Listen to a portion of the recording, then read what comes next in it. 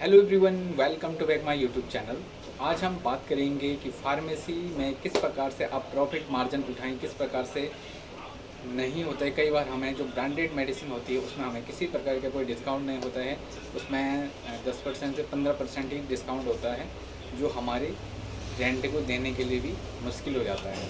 तो आज इसी बिंदु पे चर्चा करेंगे। तो यदि आप हमारे चैनल पर पहली बार जुड़े हैं, चैनल को पहले से देख रहे हैं, तो चैनल को अभी तक सब्सक्राइब नहीं आपने किया है, कृपया चैनल को एक बार सब्सक्राइब कीजिए, लाइक कीजिए, शेयर कीजिए, साथ में बेल आइकन को प्रेस कीजिए ताकि हमारे आने वाली वीडियोस की नोटिफिकेशन आप तक पहुंचती रहे। तो सबसे पहले आपको कहना चाहता हूं कि यदि आपका फार्मेसी स्टोर है और आप उसमें प्रॉफिट मार्जिन उठाना चाहते हैं, तो किस प्रकार से आपका प्रॉफिट मार्जिन उठाना है।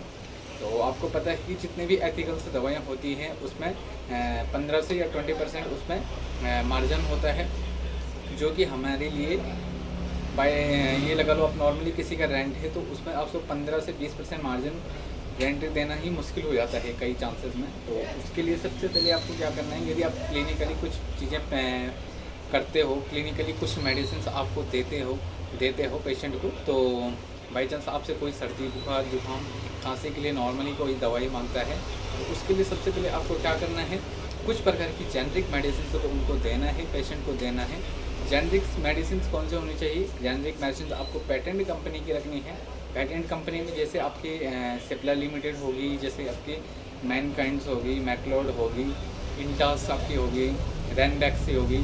तो कुछ प्रकार की इन कंपनी जो भी पेटेंट कंपनियां हैं उनकी आप जेनरिक मेडिसिन रख सकते हैं। और नॉर्मली किसी को कोई बुखार की मेडिसिन आपसे ले लेता है, कोई खांसी की ले लेता है, तो उस कंडीशन में आप उसको वो मेडिसिन दे सकते हैं, जिससे आपको पूरा ये बता सकते हैं कि आपको उसमें 70 से % मार्जिन आपको मिलता है। जेनरिक दवाई में 70% आप उसमें मार्जिन उठा सकते हैं।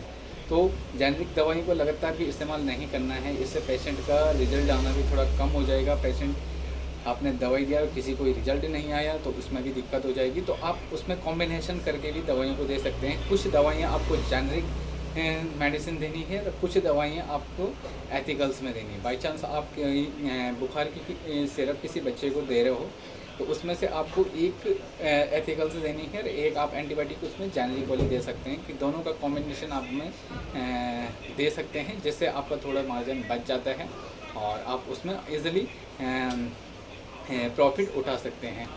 दूसरा क्या है कि ओटीसी जो ब्रांड होती हैं, ओटीसी ब्रांड में आपको बहुत कम मार्जिन देखने को मिलता है। तो ओटीसी ब्रांड जो होती है, आप जितने भी जिसमें मार्जिन होता है उस चीज़ को रखिए, और बाकी जो भी जिसमें बिल्कुल ही मार्जिन नहीं होता है उसको 5 या 10% उनमें मार्जिन होता है, 5% उसमें मुश्किल से मार्जिन होता है, तो वो उसको भी कई बार रखना पड़ता है कॉम्बिनेशन के लिए, उसको आप रख सकते हैं। लेकिन जो आपका उसका प्रॉफिट होता है, जो मतलब आप ये लगा सकते हैं कि बाई चांस कोई क्रीम है वो आपको 50 रुपये की मिली है और उसका MRP है 55 रुपये, यानी कि आपको 5 रुपये का उसमें मार्जिन मिला है, तो आपको 55 रुपीज़ जो उसका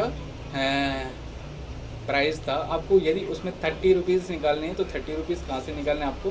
ये जेनरिक मेडिसिन से। तो यदि जेनरिक आप मेडिसिन देते हो तो आप उसका प्रॉफिट भी निकाल सकते हो। तो आप कॉम्बिनेशन करके दीजिए और इसमें आपको बिल्कुल भी दिक्कत नहीं होगी और रिज़ल्ट पूरा देखने को मिलेगा, और इसमें आप आसानी से ईज़िली से मार्जिन उठा सकते हैं। मिलते हैं आपको इसी प्रकार की नेक्स्ट वीडियो के साथ, तब तक के लिए जय हिंद।